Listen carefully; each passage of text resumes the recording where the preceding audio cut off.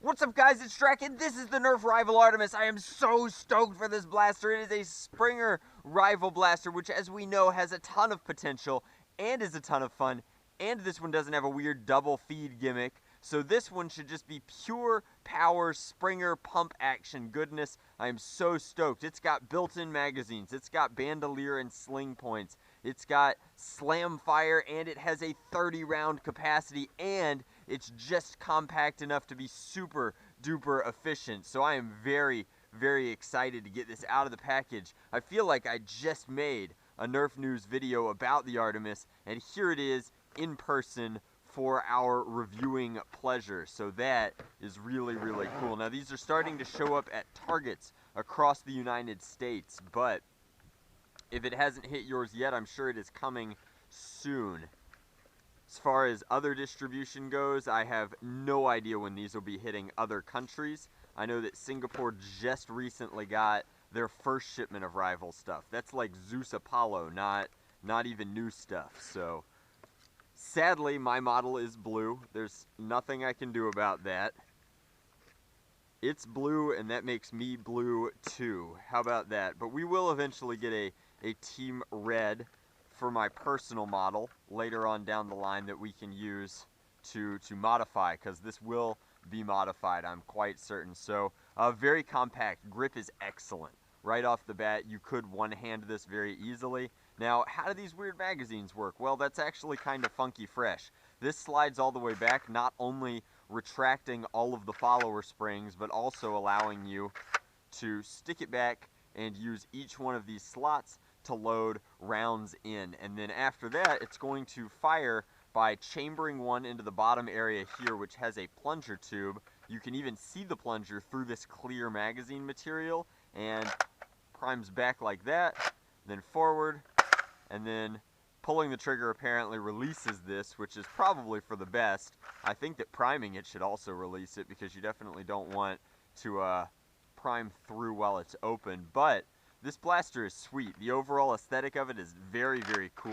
You can even see where the rounds get chambered up here in the front, and you can feel, just now I had my thumb here when I pulled, and I think that this is going to have quite a little bit of power. I wonder if you can front load it, because that is relevant for certain styles of play. I know in the SE and C front loaders are great because we frequently have ammo just littering the battlefield. So if we prime, slide, tuck it into that Springer style barrel down in there, and fire, we can in fact front load this. So that is very cool. Let's speedy style load it up though.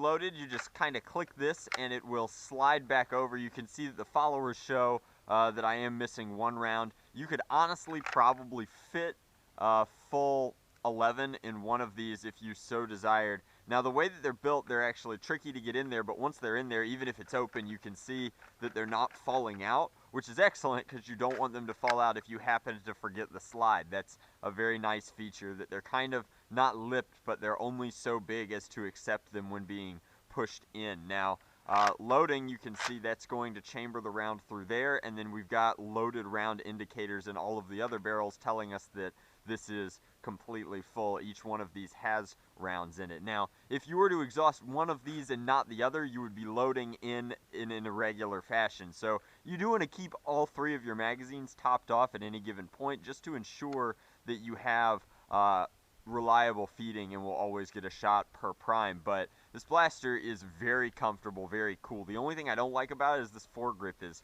kind of an ergonomic nightmare for me. I really like AFGs, and this is a VFG, and it's just not, it's kind of blocky too. It's just very, very awkward. Plus it's blue.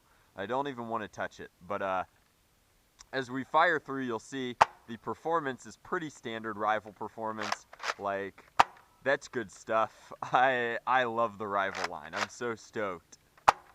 But we're getting ranges of about 50, 55 feet flat. Angled won't be a huge difference, but we will get a few extra feet out of that. I'll put it over the Crony and do a full range test, which I will link on the Toy Lab down below. that you guys can check out if you want. But right now, I just really want to slam fire it. So trigger down. And as is typical, you are losing a little bit of performance with that slam fire, but it's so worth it because you can just rain balls down on enemies and opponents.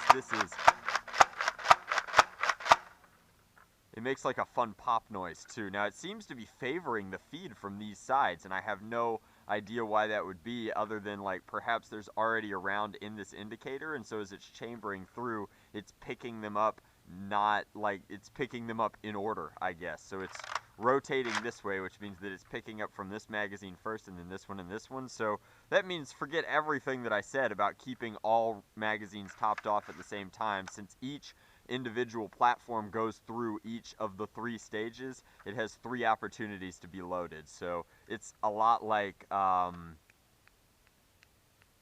can't remember what the other blaster is that does the exact same thing, but it's very, very similar to things like the Ravager, which have multiple smart ARs and will find rounds at each prime. So that is pretty cool. I like this blaster a lot. I am very happy to bring a review of it to you. If you'd like to pick one up, I will eventually put an Amazon link in the description box below, but right now it's only available at Toys R Us, and I think that some people have said that they found them at Target, but it's Toys R Us right now or nothing. So thank you very much for watching. Hopefully you guys enjoyed this review. I definitely think that this is a rival Springer worth its MSRP of about $40, give or take. And it's pretty sweet. Let's find one in red though. Again, if you want to see full like actualized data, range testing, and chronograph readings, I will have those on the Toy Lab at the same time that this video launches or close to it. Check it out below. Thanks for watching.